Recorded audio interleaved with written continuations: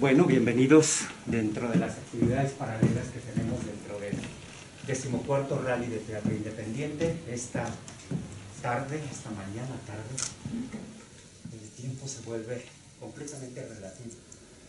Ayer una granizada tremenda nos atacó en gran parte de la ciudad, aunque no fue de esa manera, pero de alguna forma el tiempo está alterado y eso genera de alguna manera pues que nos vayamos adaptando poco a poco. Dentro de las actividades que tenemos en este Rally de Teatro Independiente, esta tarde vamos a hablar sobre la retrospectiva del Teatro Independiente en la Ciudad de México con nuestros invitados. El maestro Carlos Virgen estudió filosofía en el Birkbeck College y estudios sobre el desarrollo en la Universidad de Oxford. Desde el 2003 ha tomado diversos cursos de teatro y actuación en el Centro de Arte Dramático CADAP, la Capilla, el Círculo Teatral, el Foro Contigo América y 17 Centro de Estudios Críticos. El maestro Julio César López Cabrera, que nos acompaña también esta tarde,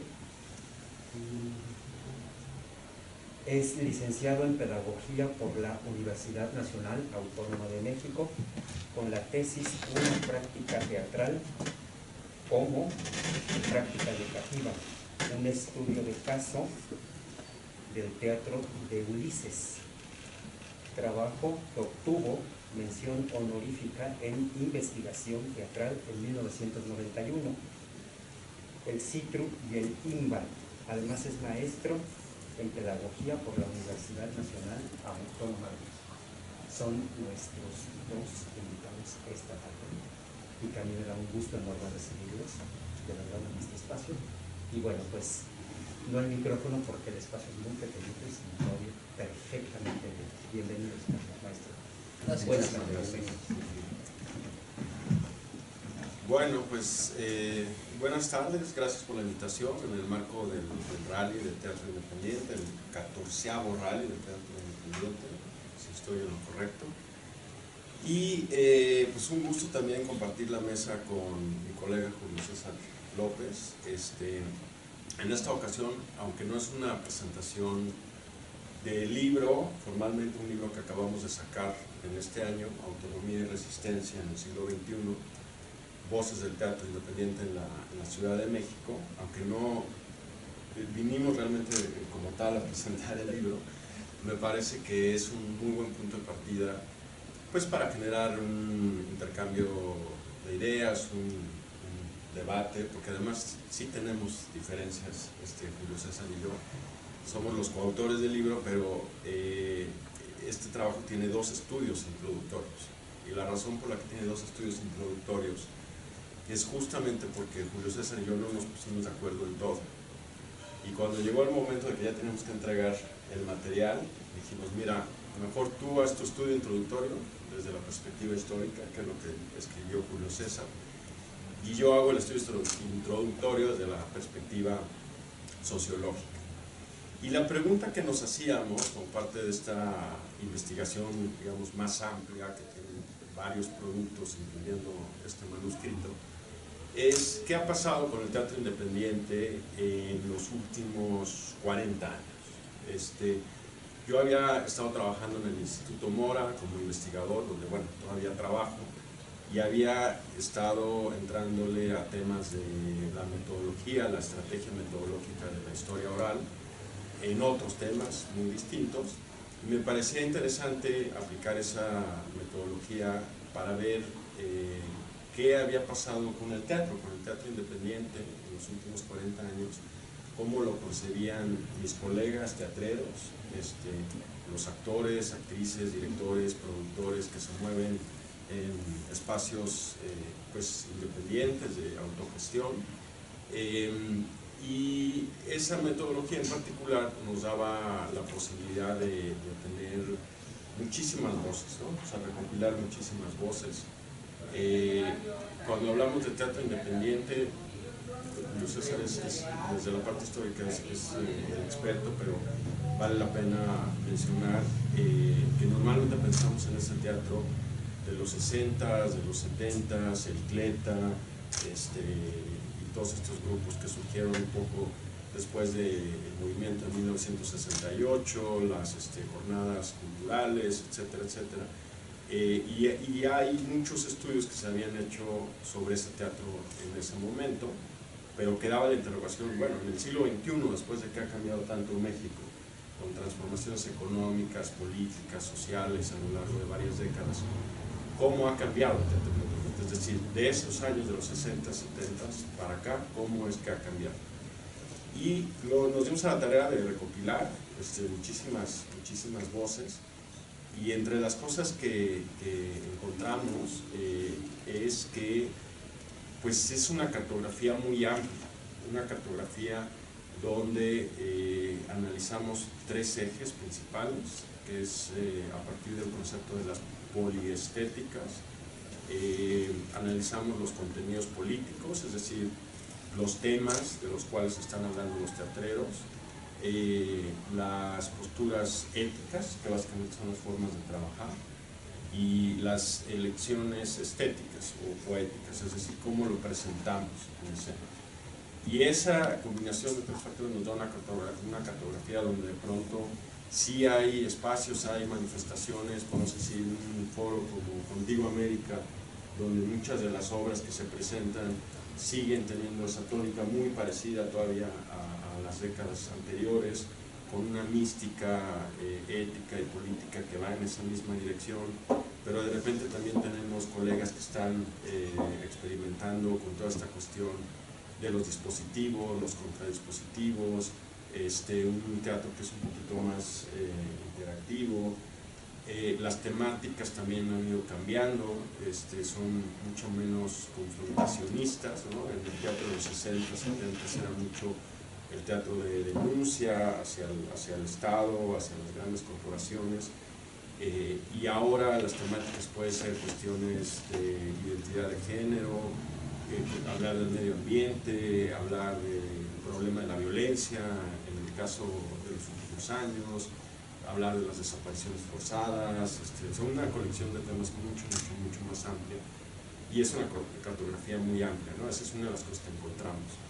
La otra cosa que encontramos es que los puentes comunicantes con el teatro comercial y con el teatro institucional se han ampliado de una manera importante, ¿no? Antes como que sí había esa división comercial, institucional, independiente, sin que hubiera tanta comunicación entre esas formas de gestión, y ahora es mucho más natural que alguien de repente sí acepte un trabajo en un musical, en un teatro comercial, y esa es una estrategia para generar ingresos y regresar y gestionar y producir una obra que entra dentro de un ámbito más independiente, no necesariamente marginal, sino más autogestivo, y esas son una segunda cosa, ¿no? que encontramos, o sea que los puentes se han fortalecido entre estas distintas formas de hacer teatro.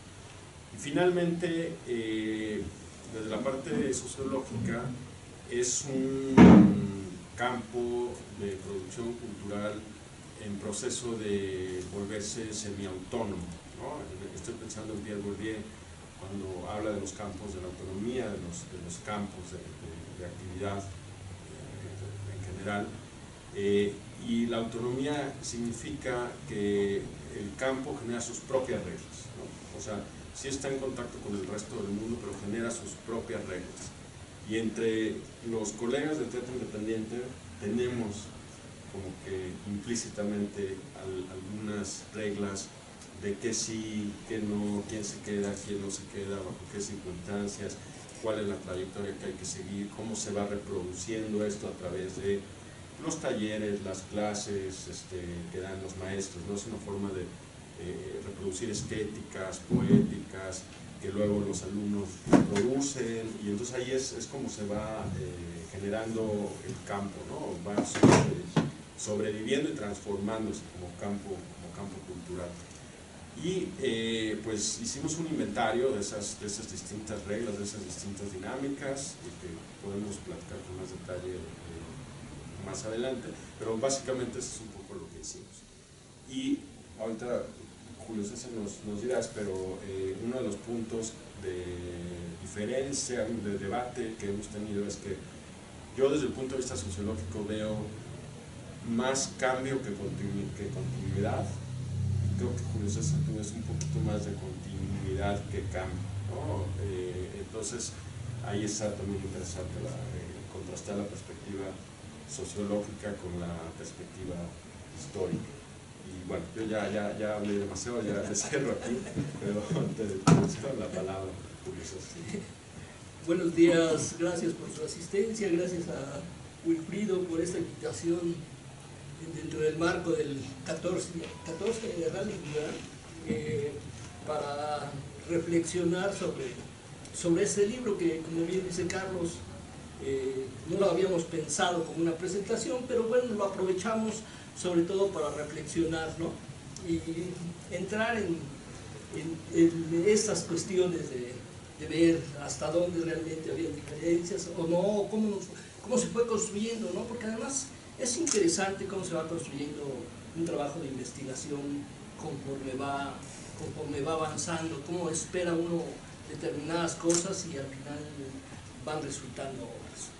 Pero en primer lugar quiero señalar que yo no soy artista, yo soy un simple documentalista, ¿sí? Y bueno, la vida me llevó a acercarme al teatro y desde la documentación he intentado reflexionar sobre esta actividad que me apasiona.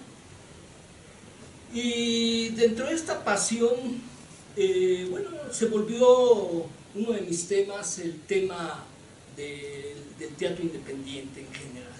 Por eso, el que mencionaba Wilfrido de mi tesis, el teatro de Ulises en 1928, ¿no? Que es considerado como uno de los primeros grupos independientes en México. Quiero también remarcar dentro de esta situación de documentalista, y de ahí la importancia de por qué marcar también de que no soy artista, ¿verdad? Hay un autor ruso, Jan Kelevich, que nos dice que el hombre está limitado, ¿no? Y está tan limitado que por eso ha creado el lenguaje como una manera de tratar de expresar muchas cosas que no se pueden expresar. Y efectivamente ni a través del lenguaje se pueden expresar, o a través de la palabra, y en ese sentido ha tenido que crear otros lenguajes, como puede ser el mismo arte.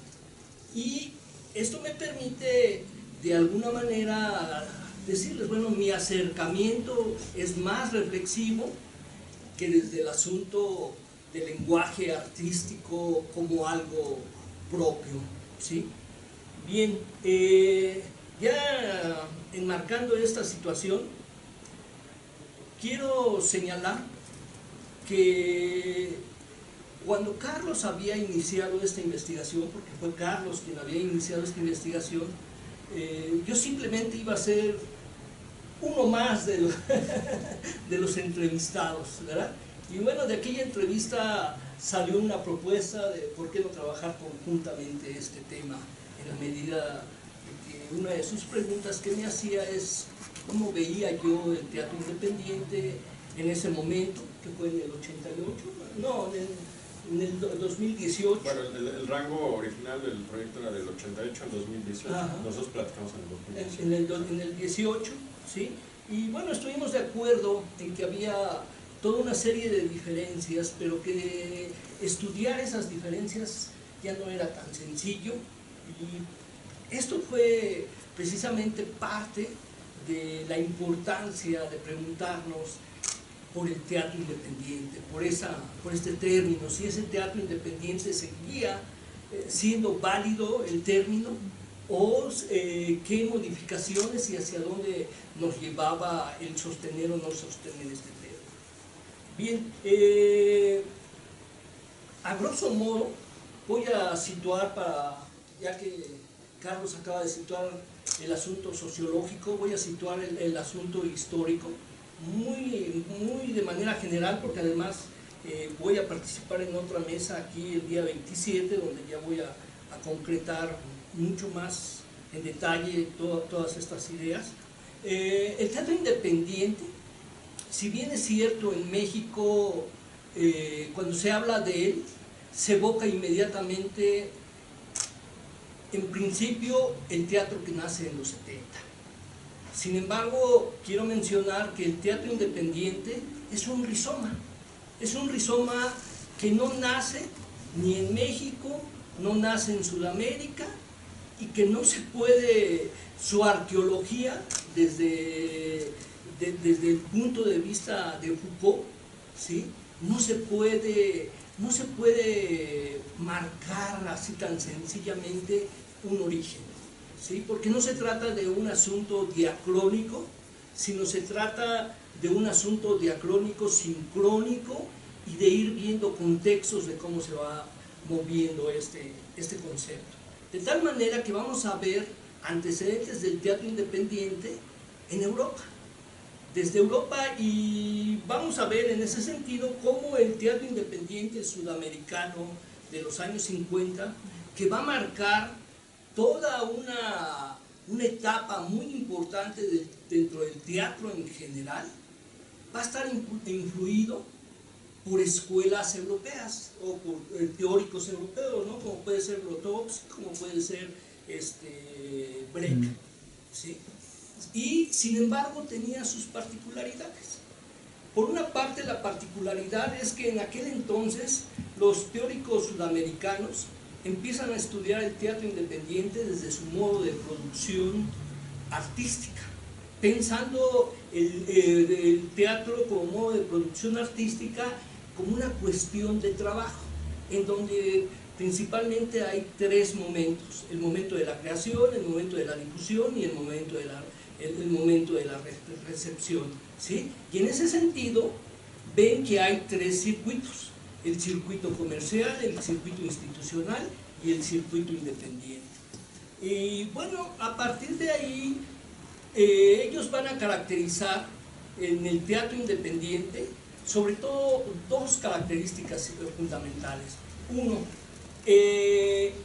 los grupos independientes de los 50, los sudamericanos, son grupos que crean su propia producción artística en estos tres momentos, ¿sí? Y por otro lado, la relación que hay con el público y por lo tanto en el interés para la creación es el de una comunión, sí, pero una comunión que tiene como base intereses sociales, ¿sí? Intereses sociales. Y en ese sentido nos vamos a dar cuenta que estos intereses sociales no siempre han sido lo mismo, ni en Europa, ni en México, ni en Sudamérica, sino que se han transformado. Por ejemplo, se marca dentro de los sudamericanos, dentro de los grupos independientes sudamericanos, 1930 como fecha del primer grupo, que es Teatro del Pueblo. Y se le marca una primera etapa, 1930 a 1940, 44, que es cuando nace una asociación de teatros independientes en Argentina, que además está enmarcada porque hay una dictadura en ese momento, ¿sí? Que eso es lo que lleva a politizar al teatro independiente argentino. Sin embargo, esa primera etapa no tenía un interés de politización, sino todo lo contrario, era de modernización, de traer las cosas, las propuestas artísticas más modernas de Europa hacia Argentina. Y en ese sentido incluso hasta había dos corrientes, ¿no? O sea, el arte por el arte y el arte por el pueblo, el arte para el pueblo. Cosa curiosa, porque por ejemplo vamos a ver que por ejemplo en México en 1928, que nace el Teatro de Ulises, también tiene esa idea de renovación, esa idea de querer traer lo más moderno de Europa. Y sin embargo, a pesar de que algunos estudiosos argentinos como Pelleteri lo mencionan en algún momento, se reconoce el Teatro del Pueblo como el primer grupo independiente. Y en cada país el teatro independiente, su origen va a ser distinto y las causas también van a ser distintas. Por ejemplo, Colombia. En Colombia el teatro independiente nace en los 40 y nace por un movimiento que se le va a llamar el Cordobazo, ¿sí? Cuando hay un candidato independiente a la presidencia que es asesinado, y entonces la sociedad colombiana genera todo un movimiento. Ese movimiento va a traer como consecuencia que el teatro universitario salga de la universidad, que las instituciones universitarias de Colombia saquen al teatro independiente y estos se vean orillados a generar su propio teatro, ¿sí? Generar sus propios locales, generar sus propias propuestas y a ligarse a los movimientos sociales. En ese sentido vamos a ver ahí el cruce que entre Argentina y Colombia, por ejemplo, ¿no? Y solamente estoy hablando de dos países así en términos generales. En México no sucede eso. En México vamos a ver que es hasta los años 70, ¿sí? donde va a surgir el teatro independiente, y tenemos como antecedente el movimiento del 68, que va a venir a convulsionar a la sociedad, más que a la sociedad, yo creo que a la juventud mexicana de aquel tiempo, ¿no? O sea, sobre todo toda la década de los 70 es una década de convulsión en todas las actividades artísticas, y que se generan diversas cosas, ¿no? Diversos fenómenos: el arte de protesta, el arte folclórico, la canción latinoamericana, la psicodelia, la minifalda, la apertura sexual también. O sea, hay todo un fenómeno, pero sobre todo hay todo un enojo contra el gobierno por la represión del 68, y en ese sentido fue una juventud muy sensible,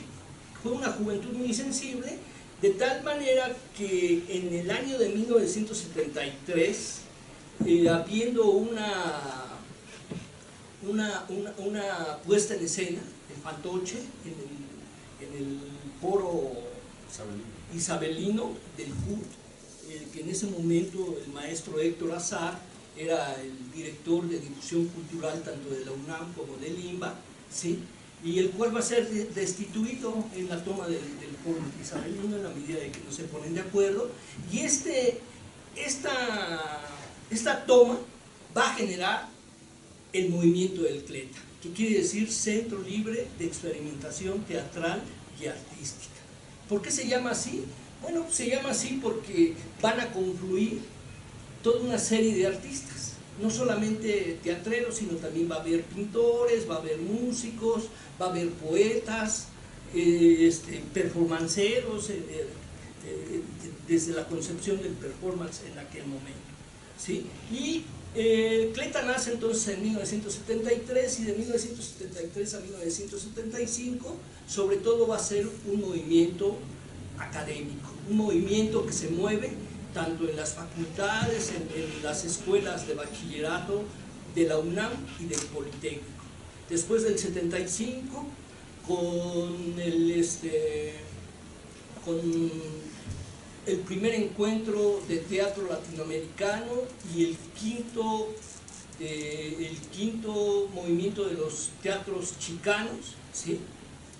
Después de esos dos encuentros, que van a ser al mismo tiempo en junio del 75, CLETA decide dejar el ámbito académico y volverse teatro independiente, político y popular. ¿Qué quiere decir esto? Dejan las escuelas y se van a los espacios no convencionales, como pueden ser las calles, los atos de las iglesias, todo espacio público donde ellos lo pudieran volver espacio teatral, se vuelve un espacio no convencional, ¿sí? Y en ese sentido, bueno, es un movimiento de protesta, es un movimiento que va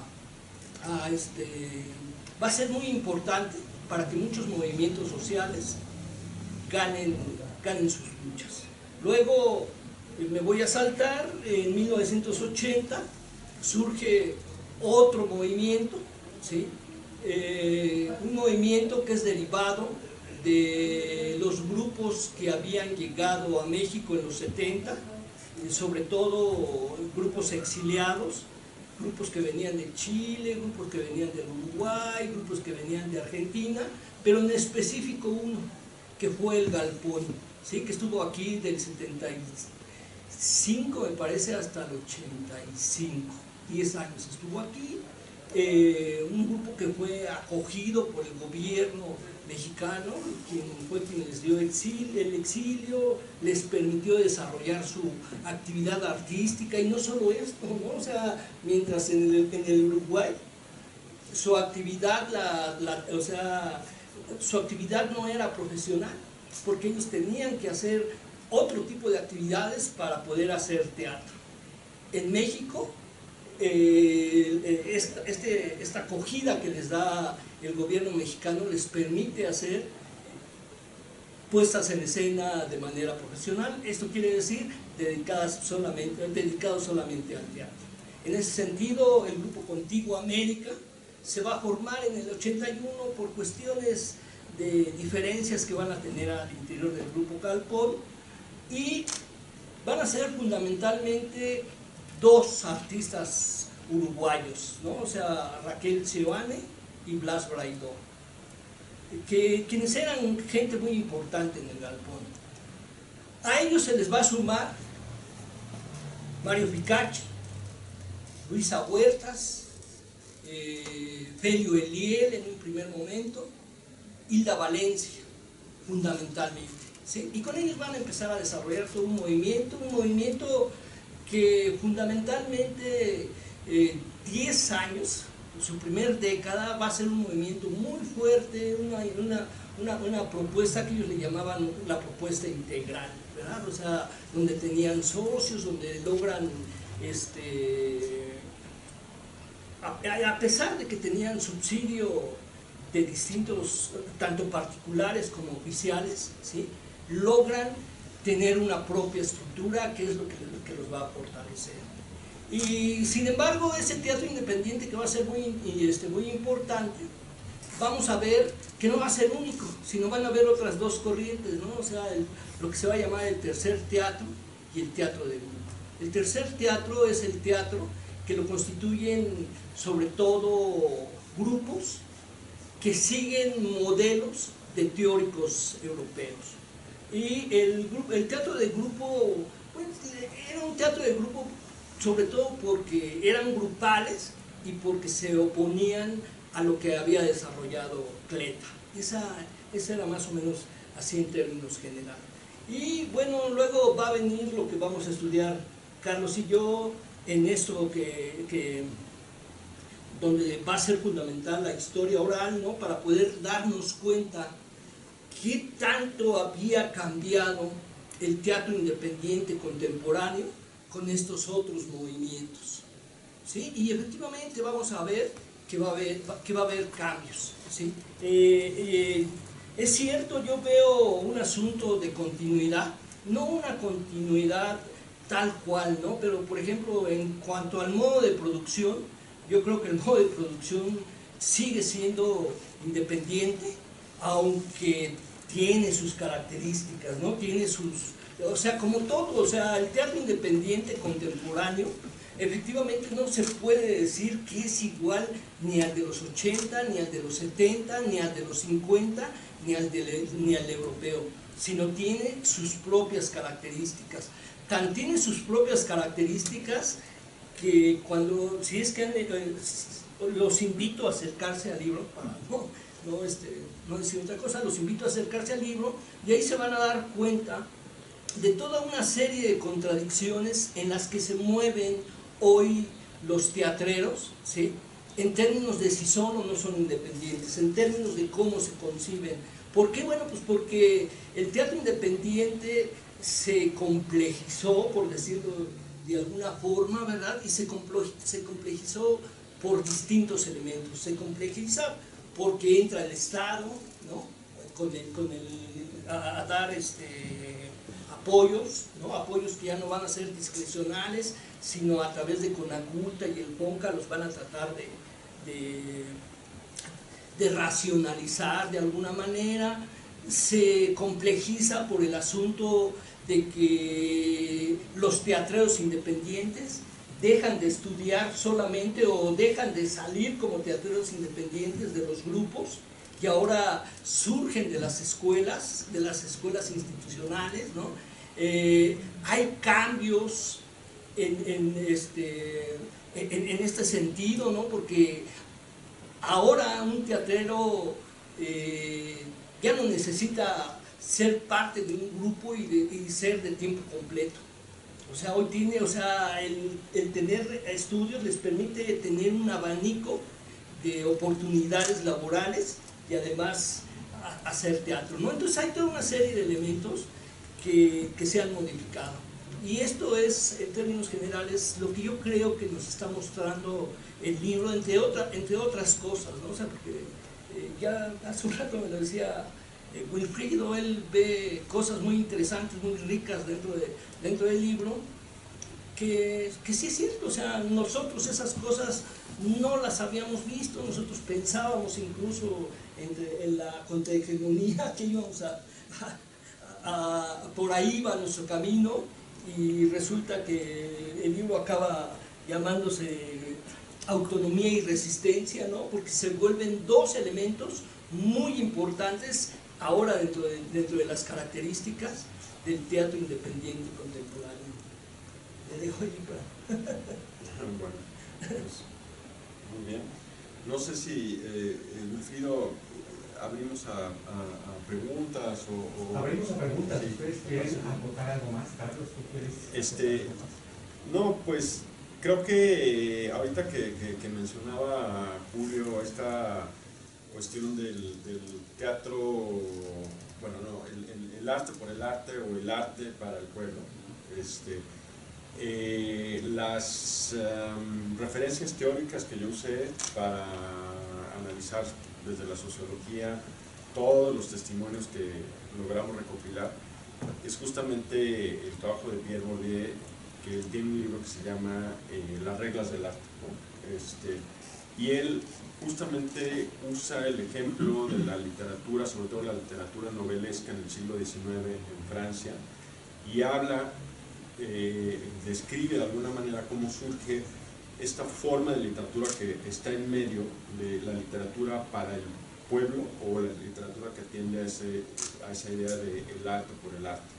Y lo que sucede en el siglo XIX con escritores como Flaubert es algo que está en medio, ¿no? O sea, que sí apela a los temas sociales, pero también atiende a una serie de parámetros y lineamientos estéticos que corresponden a esa idea del arte por el arte. Pues con esa idea, con ese aparato conceptual, lo que hicimos fue qué sucede con el teatro independiente en la Ciudad de México, es decir, dónde está el teatro independiente de la Ciudad de México, cuáles son las reglas, cuáles son los parámetros estéticos y cómo se conecta con la parte social o no. Entonces es muy interesante cómo ahí sí hay un punto de encuentro en la manera de aproximarnos a los testimonios. Sería un apunte que Muy bien. ¿Alguien? Invitados de esta que nos acompañan, ¿alguien? Sí, pues gracias por la ponencia de ustedes, y he tenido poca oportunidad de revisar el libro que ustedes están construyendo, y a mí me surge una duda dentro de la línea de investigación que proponen. Yo pienso que cuando se incluye, se excluye. ¿Cuáles son los parámetros que los llevaron a excluir a otros creadores, o a otros grupos, o a otros espacios? Claro. En realidad, la metodología es de la bola de nieve, ¿no? Entonces, empezamos desde una referencia muy clara, muy específica, que no tenía ninguna controversia cuando hablamos de teatro independiente, que era Contigo América. Empezamos con los colegas de Contigo América, hicimos entrevistas con los colegas que están ahí, porque Contigo América forma parte de esa historia del teatro independiente y sigue en esa continuidad. Y la estrategia de Bola de Nieve es ir a partir de ahí identificando nombres que los propios entrevistados van mencionando. ¿Hasta qué punto? Hasta el punto de saturación, o sea, el punto donde tú puedes hacer más entrevistas, pero en realidad ya no encuentras muchas más cosas, ¿no? En el entendido de que, tal cual estoy de acuerdo, cuando se incluye, se excluye, y eso sucede en cualquier investigación histórica de ciencias sociales, y hay que plantearlo muy claramente, está planteado desde las introducciones del libro, ¿no? De que, bueno, pues sí, no se puede incluir a todos los testimonios, pero cuando hablamos de historia oral y cuando lo que nos interesa no es nada más el testimonio en lo individual, ¿no? O sea, no me interesa nada más el testimonio del maestro Wilfrido Momos, ¿no? Que está incluido, por supuesto que es interesante, pero lo que nos interesa es encontrar patrones, procesos, dinámicas a partir de un conjunto, ¿no? Del conjunto de entrevistas, que no están todas, hicimos 20 y tantas y solo pudimos incluir, creo que son 15 o 17, no, pero incluidas no, en el libro son menos, ¿no? Bueno, o sea, sí son muchas más entrevistas y además el proyecto sigue, o sea, se siguen haciendo entrevistas, se siguen recopilando, pero para llegar a un primer producto es hasta aquí. ¿Cuáles son los patrones, los procesos, los mecanismos causales que vamos identificando, ¿no? Y bueno, es imposible cubrir a todo el mundo, pero se busca más que nada llegar a eso, ¿no? A esas generalidades como una primera aproximación a entender qué es lo que está pasando con el teatro. Sí, nada más para complementar lo que está señalando Carlos,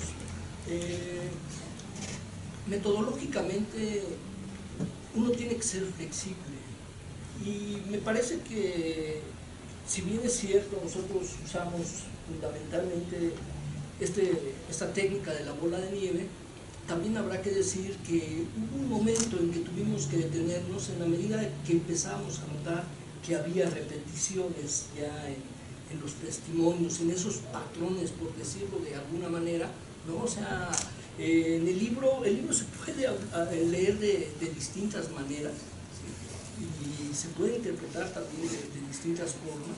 Y vamos a ver, por ejemplo, si ubicamos los grupos de los 80, que surgieron en los 80, y de los que están entrevistados, que no son todos, sin embargo, nos vamos dando cuenta que hay ciertos patrones que son muy similares, ¿sí?, a los que nacen en otras épocas. Y eso también, bueno, pues fue un elemento que influyó para decidir cuándo parar, ¿sí?, y sobre todo tener en cuenta que no podíamos tocar todo el universo. En una investigación nunca se puede tocar todo el universo.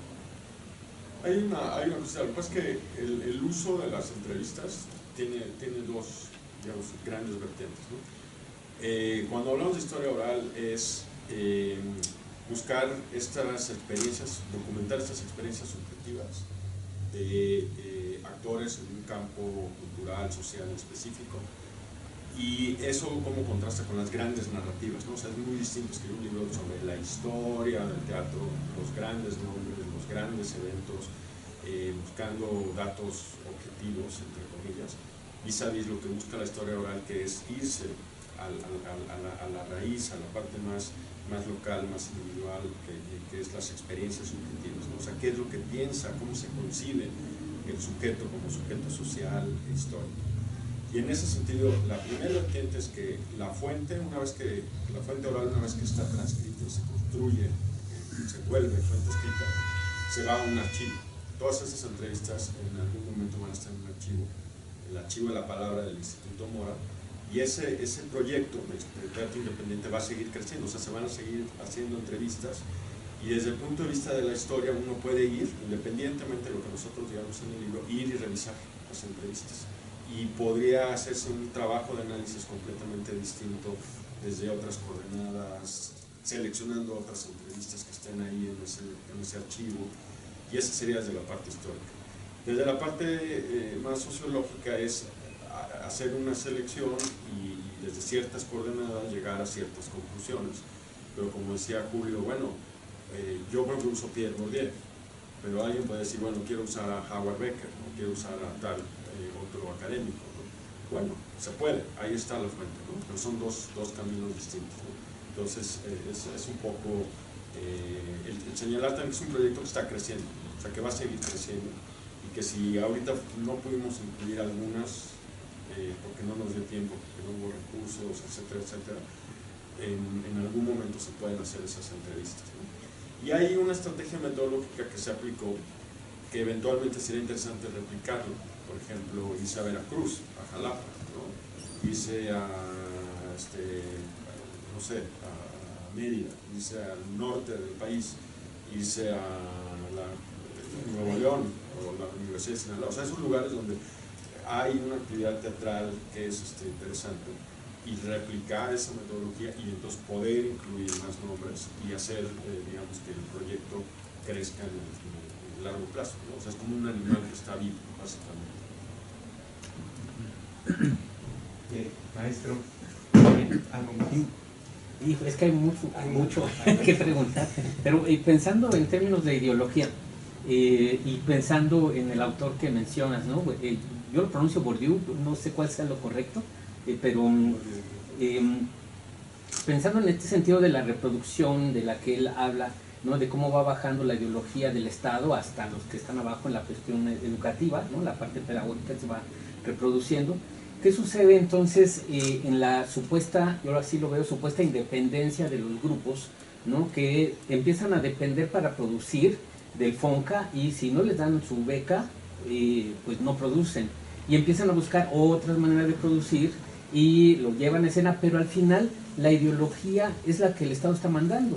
Si efectivamente en su momento el CLETA, pues sí, parecería un grupo de resistencia y está politizado, pero están reproduciendo otras cosas, o sea, lo que el mismo Estado les deja, ¿no? Como un poquito, una valvulita de escape, ¿no? Entonces, pues sí, voy a Casa del Lago y veo a los cletos y veo que se critican el gobierno y ya está. Pero regreso y veo en los teatros que lo que en su momento, cuando Martín Acosta produce aquí en este espacio La secreta obscenidad de cada día y dice que es su teatro independiente, pero al final recibe apoyo del Estado y entonces su ideología se vuelve reproductiva, ¿no? Ya no veo esa autonomía, ¿no? ¿Cómo es que, o hacia dónde llevarían a esta confrontación ideológica, o qué esperarían de la reflexión de los grupos que pudieran tener su estudio, para que esa ideología, pensando así en esta cuestión reproductiva, no tuvieran ellos que ceñirse a eso? Si bien ahorita yo he visto las últimas convocatorias que ha lanzado la Secretaría de Cultura este año, ponen ahí un rubro que se otorgará el apoyo a aquellas obras que no convoquen a la violencia, que no, o sea, un término ahí medio extraño, que digo, bueno, si ¿qué obra no es violenta? ¿Qué obra de teatro no maneja la violencia, ¿no? O que hagan una apología de la violencia, cosas así. Eso es un concepto medio raro dentro de una convocatoria del Estado, un Estado que se manifiesta ser de izquierda, y que entonces los grupos empiezan a tirarse hacia allá, y ahora la guerra, y entonces hablemos ahora de Rusia, y vamos a ver que Cuba está bien, y entonces estos grupos que eran, entre comillas, lo insisto, autónomos, siguen de todos modos reproduciendo lo que el Estado les dicta. ¿Hacia dónde lo ven ustedes? Bueno, yo estoy de acuerdo que el asunto es controvertido, ¿no? Y yo más bien regresaría a la pregunta: ¿por qué pensar de inicio que la ideología, una ideología X en particular, con nombre y apellido, tiene que ser el rasgo definitorio de lo que llamamos teatro independiente? Segundo, ¿por qué pensar que, porque ahí entramos a las grandes narrativas, ¿no? O sea, hablar de la historia del teatro con mayúsculas, ¿no? El teatro comercial, el teatro institucional, el teatro independiente, pero es una idea preconcebida. Y entonces, o sea, ¿por qué aplicar esa idea preconcebida? Que en los 60, 70, digamos, es un punto en el que surge esa idea sobre esa división. ¿Por qué aplicar esa idea preconcebida a un fenómeno social? ¿Por qué no ir y preguntarle a los distintos creadores escénicos cómo se conciben a sí mismos? Y ahí está lo interesante, porque entonces vamos a encontrar quien está de acuerdo con lo que dice usted, maestro, de que no, pues yo no recibo nada del Estado, ¿no? Yo me mantengo al margen. Entonces, el ser independiente 100%. Y hay otros donde, por ejemplo, aparece un discurso que me parece que no existía antes, que es muy interesante, que es el discurso de la ciudadanía. Podemos estar de acuerdo o no, pero varios de los teatreros dicen, yo pago mis impuestos, yo soy ciudadano, ¿por qué no voy a aplicar a un programa del FONCA? ¿Por qué no voy a estar en el Sistema Nacional de Creadores? Y entonces si lo que hacíamos era preguntarles, ok, de todas maneras, ¿te consideras independiente? Sí, sí me considero independiente. ¿Por qué te consideras independiente? Entonces, cuando oyen los discursos, la narrativa de los entrevistados, empieza a surgir en muchos de estos casos que en realidad, en su concepción de ellos, la independencia depende de la autonomía, entendiendo que desde su punto de vista del entrevistado, el Estado no le está dictando qué hacer, ¿no? O sea, podemos estar de acuerdo o no, pero eso es lo que el entrevistado está diciendo. Hay un testimonio muy interesante de Héctor Borges, que es Teatro Ojo, que ha recibido muchísimos apoyos del Estado. Y decía Teatro Ojo, bueno, es que una de las obras que hicimos es una obra, no me acuerdo, una obra rarísima que hicimos en el Teatro Orientación, me parece, en la entrada del Teatro Orientación, y él decía, ya el que el Estado, nosotros que hagamos una fractura para que el Estado esté dispuesto, bajo ciertas circunstancias, a que esa obra se presente en ese espacio, con una estética que es completamente distinta a lo que normalmente se presenta en el Teatro Orientación, ya nos pone en un lugar de autonomía. Yo no estoy tratando de justificar al teatro, estoy compartiendo el testimonio de Héctor Borges, ¿no? Y la otra es la resistencia, que ese sí es en común con todos los entrevistados.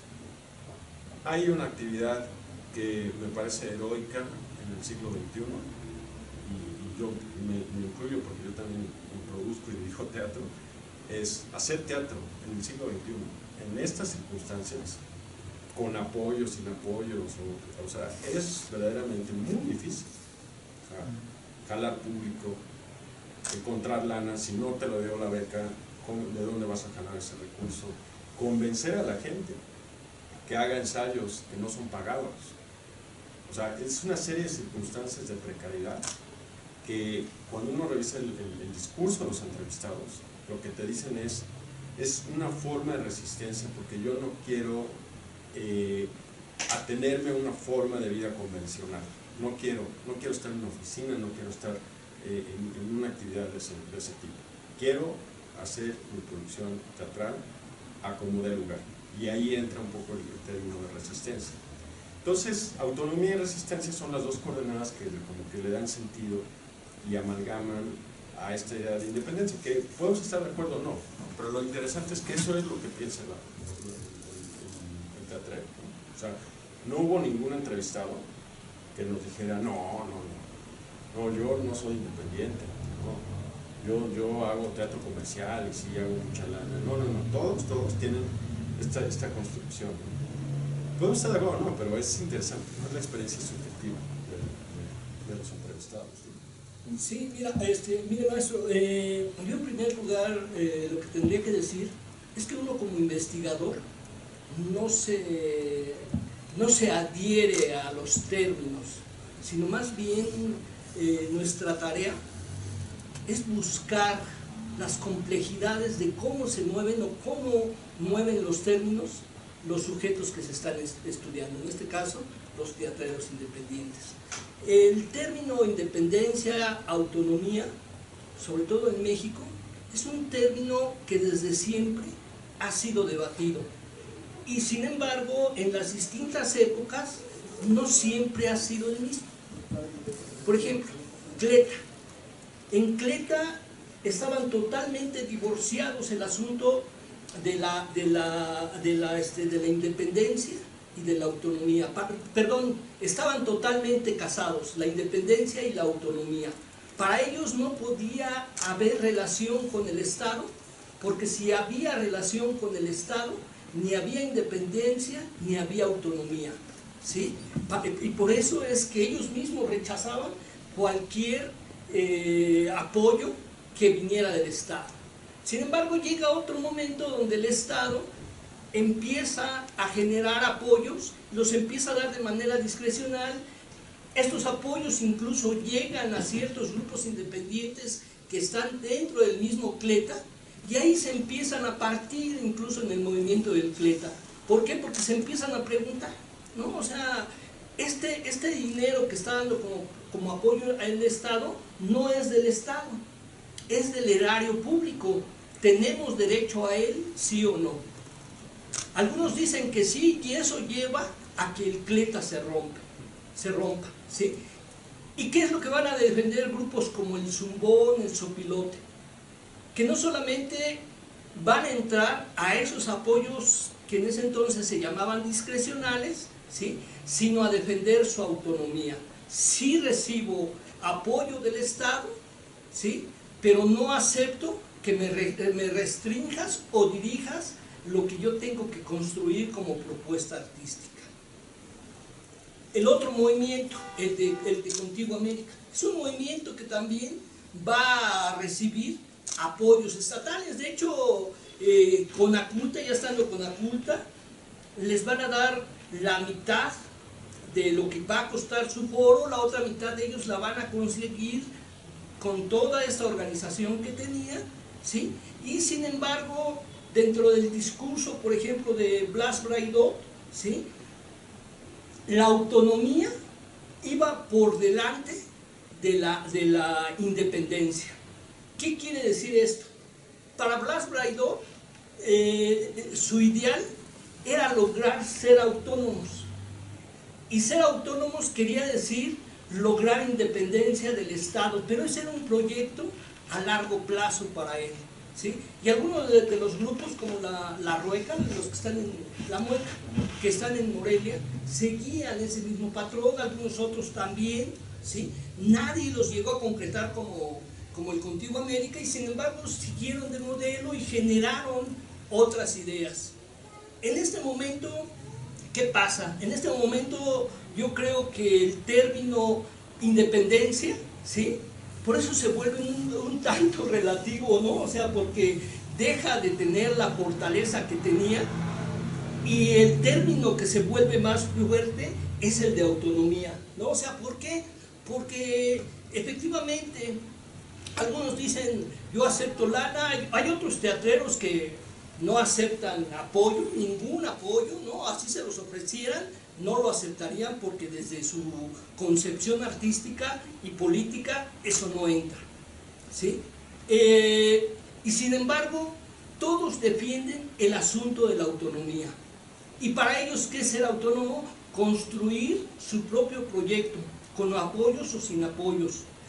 Y junto con como lo decía Carlos, el asunto de la resistencia. Y el asunto de la resistencia es que aquel artista que siente la necesidad de decir algo a través del lenguaje teatral, ¿sí?, no le está importando si hay apoyos o no hay apoyos. Si los consigue bien, y si no los consigue también va a construir su propuesta artística, porque su resistencia es mayor, o sea, su necesidad de expresar lo que tiene que expresar es mayor, de tal manera que efectivamente lo que él dice es cierto, o sea, se vuelve heroica esta vocación, ¿no? Sí, bueno, el término autonomía también está aplicado en el sentido individual, o sea, de cómo se asumen los entrevistados como autónomos, que tiene que ver mucho con la poética, o sea, mucho esta idea de sí, el Estado me da una beca, pero no me dice qué hacer o cómo hacer la obra.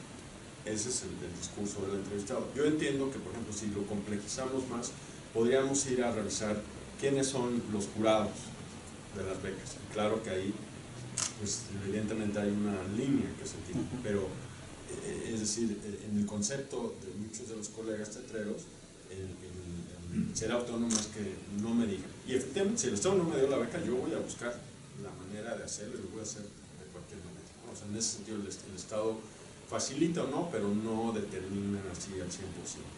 Y la otra forma, como está usado el término de autonomía, tiene que ver con Bourdieu, ¿no? O sea, en el sentido de cómo se consolida a lo largo del tiempo un campo de actividad cultural como relativamente autónomo. ¿Qué significa eso? Que el campo genera sus propias reglas de acción. Y voy a poner algún ejemplo.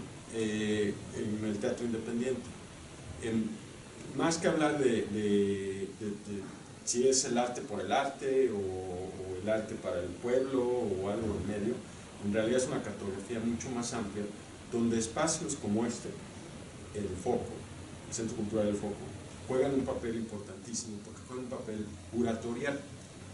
O sea, el Foco, Contigo América, el Hormiguero, bueno, creo que Carretera 45 ya cerró, ¿no? Pero hasta la Capilla, o sea, son lugares donde hay son puntos de encuentro, y cada uno tiene una selección de estética, una forma, ¿no? de trabajar, y orbitamos alrededor de ciertos grupos, se van creando como ciertas formas de trabajo, ciertas poliestéticas que se agrupan alrededor de la Capilla, alrededor del Foco, alrededor de Contigo América, y es una regla, ¿no? O sea, es decir, ¿cómo le entro al Foco? Ah, pues voy a participar en el rally, voy a hablar con el maestro Momox, y hay una serie de formas que se trabajan aquí que van generando un tipo de puesta en escena que se presenta aquí y que es distinta a la Capilla o es distinta al Hormiguero.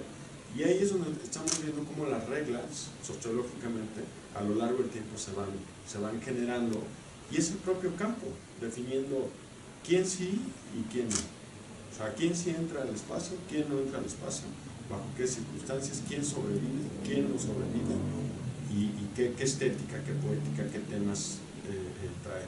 No es el Estado, ¿no? O sea, el Estado no le dice ni a Contigo América, ni a Foco, ni a la Capilla, así directamente. No puedes poner esto en cartelera. Es el maestro Wilfrido Momox, es el maestro Boris Showman, es William Sayago, y ahí es donde ves como el campo va generando su semi-autonomía, ¿no? O sea, su autonomía relativa en términos como lo plantea Pierre Bourdieu, ¿no? Entonces también en ese sentido está usado el término de autonomía. Yo lo complementaría nada más señalando que precisamente es aquí donde se puede observar cómo se ha complejizado el campo teatral independiente en México, en el modo de producción. Ya no hay un modo de producción tan claro como lo había en los 50, ¿sí? Donde se decía que los teatreros de manera independiente producían sus propuestas artísticas en los 3 momentos. Hoy vemos que esos 3 momentos se pueden volver híbridos de distintas maneras, ¿sí? Y al volverse híbridos de distintas maneras, generan distintos modelos. Por ejemplo, el que le entra a los apoyos del PONCA, ¿es el PONCA? Sí, ahora, ¿verdad? Del PONCA. Vamos a ver, por ejemplo, dentro de los espacios escénicos, los espacios institucionales se han vuelto escaparate, uno de los principales escaparates del teatro independiente. Eso no sucedía antes, ¿sí? Sin embargo, no son el único espacio. Hay espacios escénicos que antes eran totalmente independientes o manejados por grupos independientes, que hoy están dispuestos a recibir apoyos y efectivamente juegan otro papel y generan otros modelos, ¿sí? Y en ese sentido podemos observar esa complejización por la cual no podemos decir este es el espectro, este es el único espectro que hoy hay en el teatro independiente mexicano, sino lo que tenemos que observar es que hay un rompecabezas, y ese rompecabezas hay que armarlo para poder visualizar qué es lo que está pasando, ¿no? Esta situación es un punto que referencial sobre que hacia dónde se mueve el teatro independiente. Es un punto de quiebre. ¿Qué está pasando con este rompecabezas, con este panorama en el siglo XXI, a nivel de la academia? ¿Hacia dónde ven ustedes que va a pasar? ¿Qué va a suceder con esto? Yo creo que hay un proceso de complejización que, como lo mencionaba Julio, que empezó las últimas 2 décadas. O sea, un producto de esta conexión con el ámbito macrosocial, macropolítico, con la propia transformación del país, porque los temas son más diversos, hay muchas más cosas de qué platicar en el teatro, en la escena, hay muchas formas de hacerlo, y creo que ese momento de compensación va a seguir, y en términos de la pandemia, pues es interesante, ¿no? O sea, yo creo que, como lo decimos en la introducción, confirma mucho esta idea de la resistencia, ¿no? O sea, es que, perdón la expresión, pero a huevo tenemos que hacer algo, ¿no? Y entonces no pudimos abrir los espacios en los teatros por un buen tiempo, pero me pongo en una cámara o hago algo, ¿no? Pero este impulso de sobrevivir y de que la actividad teatral siga, es una manifestación de resistencia. Y lo que va a pasar ahora es que, en términos del uso de la tecnología o no, más que suceda un desplazamiento del teatro físico, va a haber una hibridación, que ya venía y lo acentuó la pandemia. Pero los colegas que hicimos teatro en línea, ahora volvemos a lo físico y estamos dispuestos a hacer una cosa híbrida, donde estamos en físico, pero también estamos a lo lejos, bueno, a la distancia virtualmente. Y es un proceso de complejización. Yo contestaría con eso. Está complicado porque también hay una precarización cada vez más fuerte, ¿no? O sea, que digan que el apoyo del FONCA y que no alcanza, eso no define, ¿no? Pero, al contrario, cada vez es menos lana, cada vez es menos becas, cada vez es menos apoyos, y esa es una cosa que sí lo vuelve complicado. Pero en términos de las estéticas y las poéticas, o sea, ¿de qué hablamos y cómo lo presentamos en escena? A mí me parece que hay un proceso de complejización, o sea, de nuevas formas híbridas, el teatro de objeto, el teatro documental, no es que sean nuevas, ¿no? Pero se van juntando como parte de la variedad. Yo lo que contestaría es tomando una frase de Artur Chávez, ¿no? Que nos señala que el teatro es una actividad que constantemente está sacando al artista de su actividad, ¿sí? Y es cierto, pero sobre todo en época de crisis. ¿Quiénes sobreviven?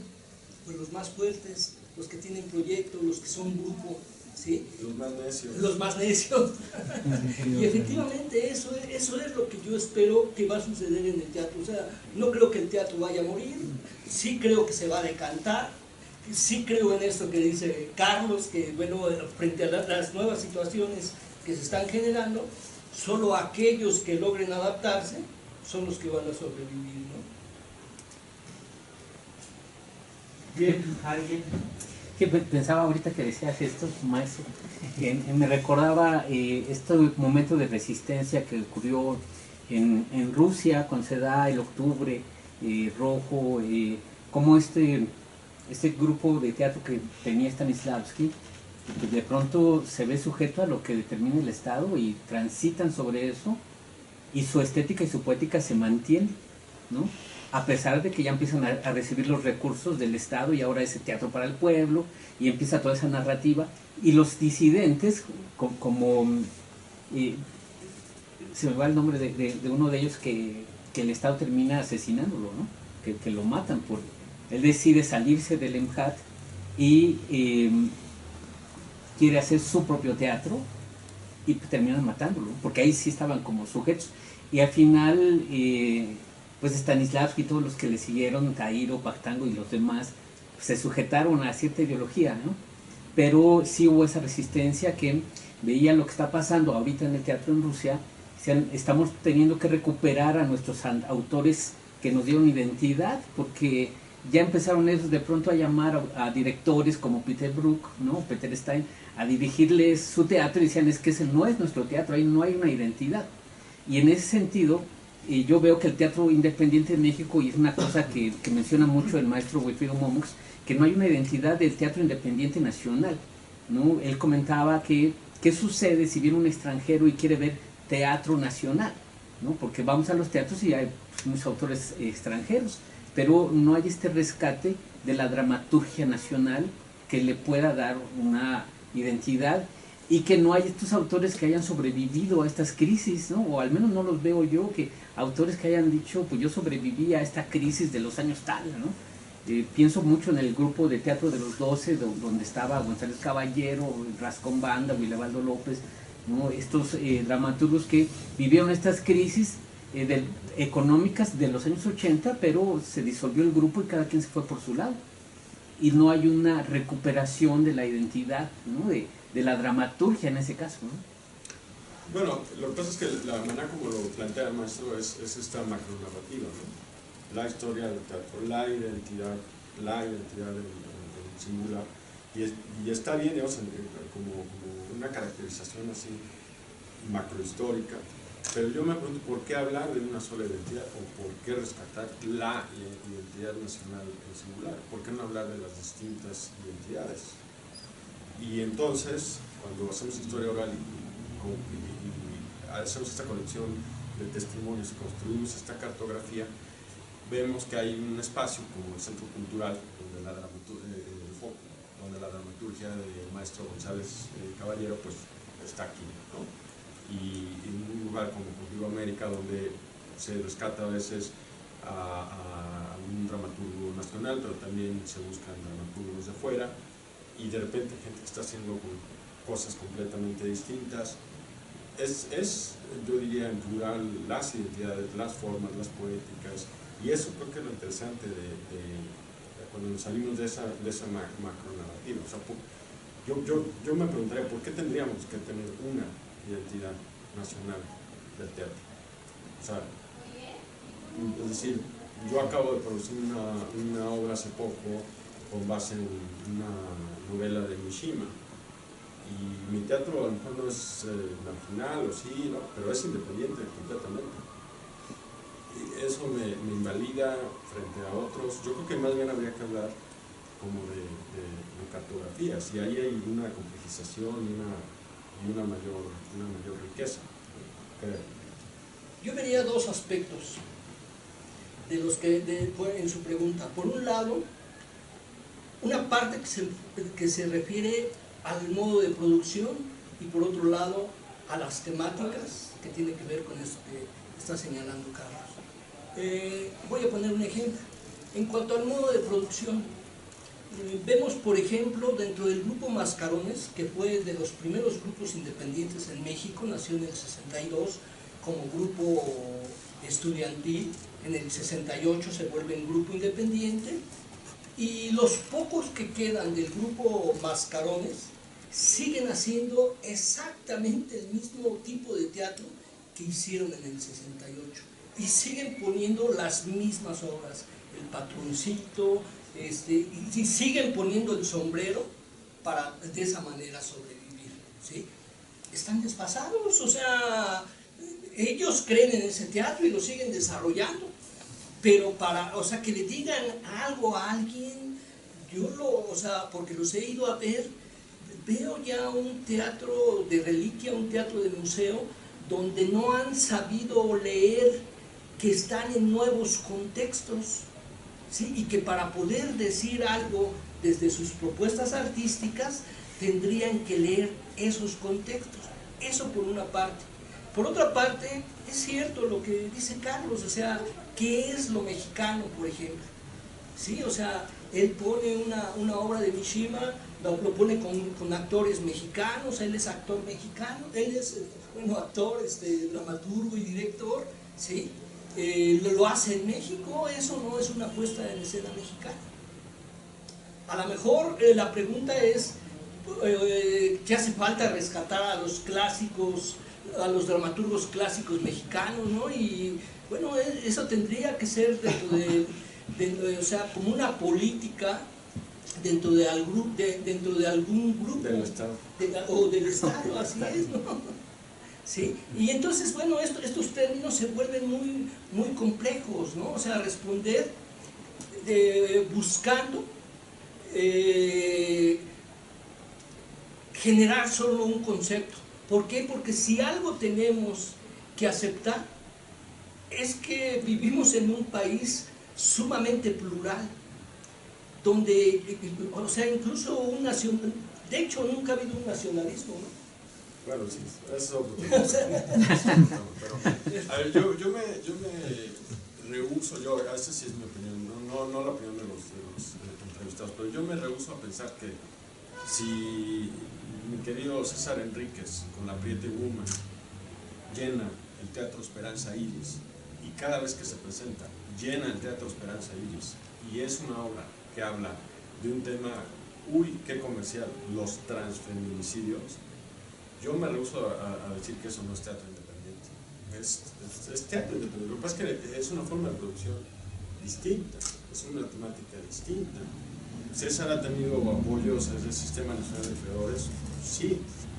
César a veces hace cosas comerciales, sí, pero hace mucho de eso como una estrategia para regresar y hablar de los transfeminicidios, y hablar de la discriminación, y hablar de los temas que a él le interesa, que no le está quitando el Estado. Por eso las reglas, que incluye también cómo sobreviven los artistas, o sea, cuáles son sus estrategias para generar una supervivencia y una estabilidad económica, que es parte del análisis a partir de Bourdieu, se vuelve importantísimo. O sea, las clases, por ejemplo. O sea, voy a dar un taller de actuación, es una forma de supervivencia. Pero eso permite que el campo siga sobreviviendo, porque el que tomó clases con el maestro Momos va a subirse al escenario el día de mañana con la metodología que el maestro le enseña, y viceversa, y eso va generando que el campo vaya sobreviviendo y complejizándose y generando nuevas formas que no son las mismas de los 60 y 70. Pero bueno, creo que da para mucho, ¿no? Podríamos cerrar. A partir de la identidad, que es algo complejo, muy complejo, sobre todo, no solo en el ámbito teatral, por supuesto, que es el tema, sino en lo que implica la identidad en un país tan vasto y tan discriminado, con una diversidad enorme como es el país y el teatro que se hace, porque igual nos digamos al teatro de frontera, ¿no? Que es un tema importantísimo, donde yo siento que hay directrices bien interesantes a tratar con el teatro de frontera y con todo este universo que los dramaturgos de frontera tienen ahora, y que de verdad los temas son impresionantes y que a veces en el centro no distinguimos o los vemos como algo fuera de nosotros. Sin embargo, bueno, creo que el tema de la identidad sí es algo extenso. Yo quería acotar un par de cosas. ¿Cómo estas agrupaciones, o de qué manera el teatro independiente ha buscado agruparse, manteniendo identidad o manteniendo fisonomía o manteniendo direcciones afines que nos permitan sobrevivir? ¿Cómo ven ustedes el recio y el anti, estos movimientos que han surgido, que tienen como fin justamente la independencia? ¿Ustedes consideran que es por ahí donde tendríamos que afiliarnos? Yo no estoy afiliado a ninguno de los dos, porque me han condicionado y porque no me han aceptado.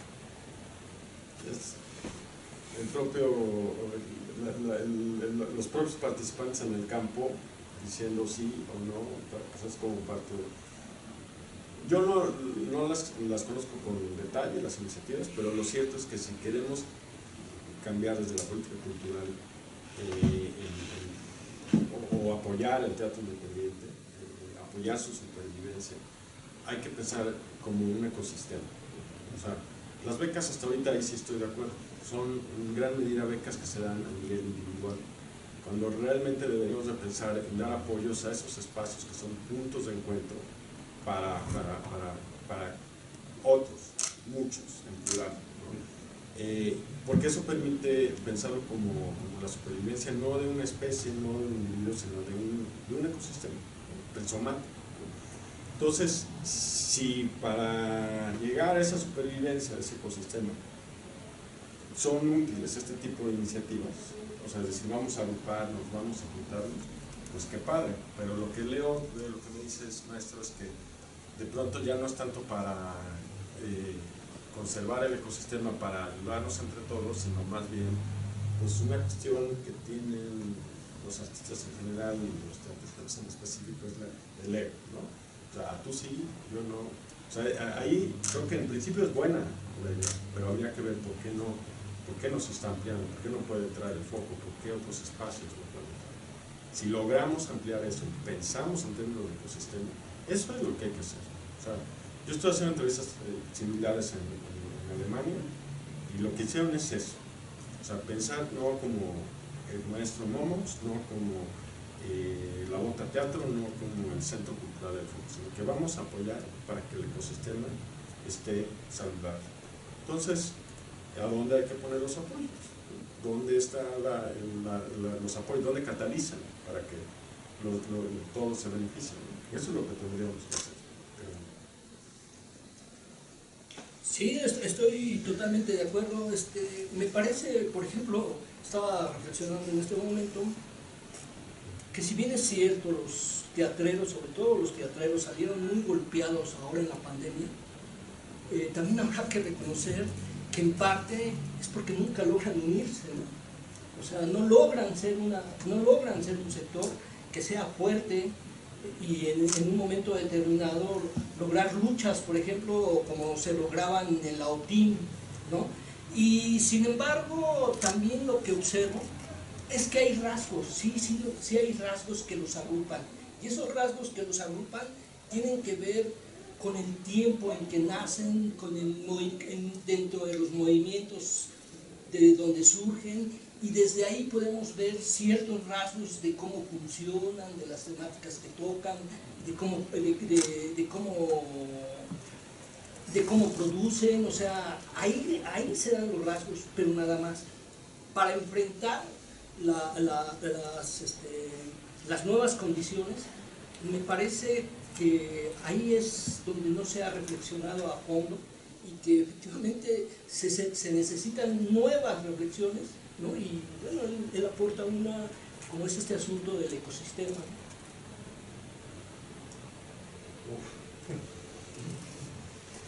Porque están ahí esos movimientos, ¿no? El anti creo que son, no sé si 40 minutos a nivel nacional, el resto eran 16, que esos son 8 ahora. En fin, pero sí, por supuesto, la OTIN, pero ¿cuántos años vivió la OTIN? 10 años. 10 años.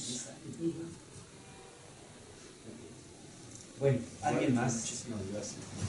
Gracias. Gracias, maestros. Carlos. Gracias por la invitación. Julio César López Cabrera. Gracias. ¿Algo que ustedes quieran mencionar? ¿Algo que quieran decir? Compren el libro. Sí.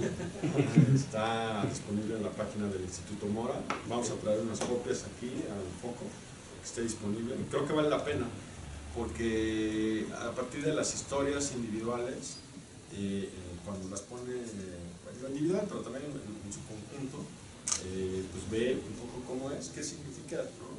Entrarle al teatro, por dónde estudiar, o si no estudiaste en una escuela, cómo puedes entrarle desde otras coordenadas, o sea, qué es lo que han hecho los maestros, como el maestro Momox, que llevan años en esto. Creo que es un aprendizaje, ¿no? Para los chavos que están saliendo de la carrera, de la casa del teatro, etcétera, etcétera. Yo lo único que diría es, pensando en aquel muchacho que nos preguntaba por qué tenía que leer él el libro, ¿no? En un estudiante. Y bueno, lo que se le contestaba es que si él quería tener un panorama de lo rico, complejo que es en la actualidad el teatro independiente, esa es precisamente el objetivo, el objetivo que puede cumplir el libro, ¿no? Bien, yo considero que es un documento muy importante, un documento muy importante en este momento en la ciudad. No sé si han sido atacados por regionalistas, por centralistas, por qué. Pero ya nos decía usted que esto continúa y que debe salir de acá, porque específicamente sí es en la Ciudad de México, con estos testimonios, y sí considero que es un documento importante, valiosísimo, de leer, de conocer, de discutir, de estar en desacuerdo. Sí, de estar en desacuerdo, sí, porque no necesariamente...